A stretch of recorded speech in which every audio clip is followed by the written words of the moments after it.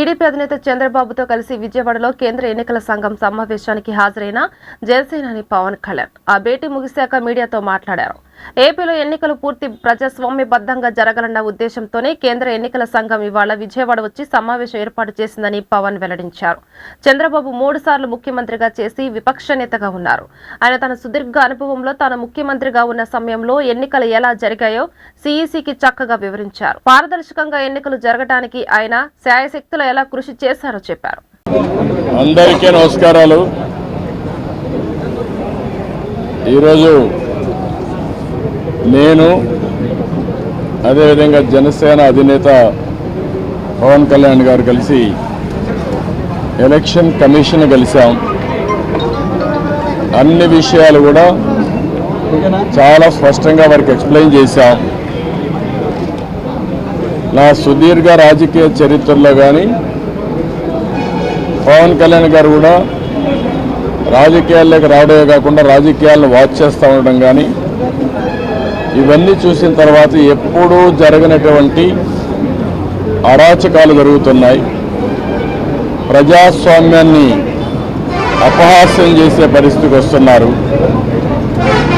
ఇంతవరకు మీరు చూస్తే కేసులు అయితే మా మీద విపరీతంగా బుక్ చేసి అంటే ఎక్కడ కూడా పనిచేయకుండా చేయడం కోసం రాజకీయ పార్టీల్ని రాజకీయ పార్టీల కార్యకర్తల్ని లేకుంటే అందులో పనిచేసే వ్యవస్థనే మొత్తం సర్వనాశనం చేయాలి, నిర్వీర్యం చేయాలని ప్రయత్నం చేశారు.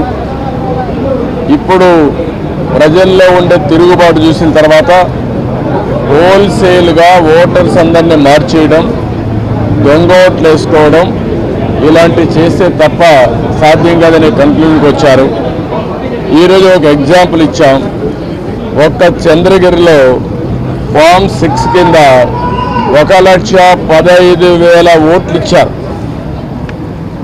దాంట్లో దగ్గర 33,000 ఓట్లు ఆమోదించారు. దాంట్లో వేరే నియోజకవర్గంలో విత్ ఎవిడెన్స్ అన్నీ కూడా మేము పెట్టాం. అవన్నీ కూడా వారికి ఎక్స్ప్లెయిన్ చేశాం. అదే మరిగా స్టేట్ ఎలక్షన్ కమిషనర్ ఆ రోజు పడిన అవస్థ కానీ కడాన ఆయన డ్యూటీ కండక్ట్ చేయడానికి ఆయన విధి నిర్వహించడానికి సెంట్రల్ హోమ్ మినిస్టర్ని అడిగాడు ప్రొటెక్షన్ కోసం. కుటుంబాన్ని ఆయనకు సెక్యూరిటీ కావాలని అడిగే పరిస్థితి అవి కూడా ఇచ్చాం. ఫైనల్గా మేము రిక్వెస్ట్ చేసింది వారిని ఒకటే చెప్పాం. ఏదైతే ఎలక్షన్ డ్యూటీ కేసే ఆఫీసర్ని సెలక్షన్ ప్రాసెస్లో కాకుండా ఆల్ ఇండియా లెవెల్లో చేసే బెస్ట్ ప్రాక్టీసెస్లో ఎంపిక చేసుకోవాల్సిన అవసరం ఉంది. ఈరోజు సెలక్షన్ ప్రాసెస్ ఎందుకన్నానంటే ఆల్ ఇండియా లెవెల్లో టీచర్స్ని, గవర్నమెంట్ ఆఫీసర్స్ని, అనుభవం ఉండే వ్యక్తులు పెట్టుకుంటారు. వాళ్ళందరినీ లేదని చెప్పి వాళ్ళ మేము ఇవ్వలేమని గవర్నమెంట్ చెప్పి కడాన ఎన్నికలను అపహాస్యం చేసే విధంగా సచివాలయ స్టాఫ్తో వాలంటీర్లతో కండక్ట్ చేయాలని ప్రయత్నం చేస్తున్నారు. అంటే ఇటీవల వీళ్ళు నామినేట్ చేసిన వ్యక్తులతో పెట్టుకొని వీళ్ళు చేసే అన్ని తప్పుడు పనులు వాళ్ళ దగ్గర చేపించాలని.